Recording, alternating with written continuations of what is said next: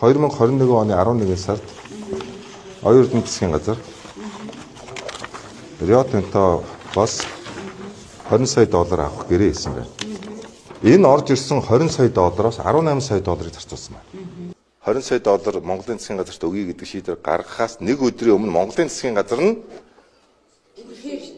өрх энийг ийм юмд үр гэдэг шийдвэр гаргацсан байна шүү дээ. Тэгэхээр энд хэн нэгэн хүмүүс ам тохиролцоо хийсэн байна гэсэн үг. Мөн үү? Ам тохиролцоо хийсэн. Энийг нууцлсан байна гэсэн үг. Нууцаар 3-4 жил зарцуулсан байна гэсэн үг.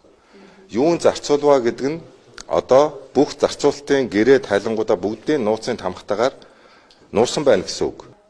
Их Британи улсад бүртгэлтэй дөнгөж байгуулагдсан 2 хүнтэй гишүүнтэй Монголын саяны хэлсэн энэ Эрдэнэ соёлогоо хийсэн гэрээнээс өөр ямар нэгэн гэрээ ажил хийж гүйцэтгээгүй.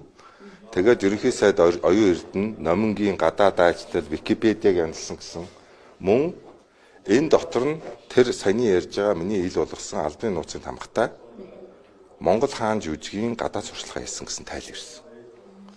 Жишээлбэл Монгол улсын гадаад хэргийн яамны та одоо хамтарч ажиллаад ингэсэн гэдэг нэг компани мэдээлэл гаргаж штэ. Гадаад яам нь уучлаарай би таныг танихгүй гэж хэлээд штэ. Би ийм Монголиагийн ажлыг хийсэн юм а гэсэн чинь нөгөө байгууллага нь уучлаарай би ийм Монголиан би уучлаарай таныг танихгүй бас мэдэхгүй гэж хэлээд штэ.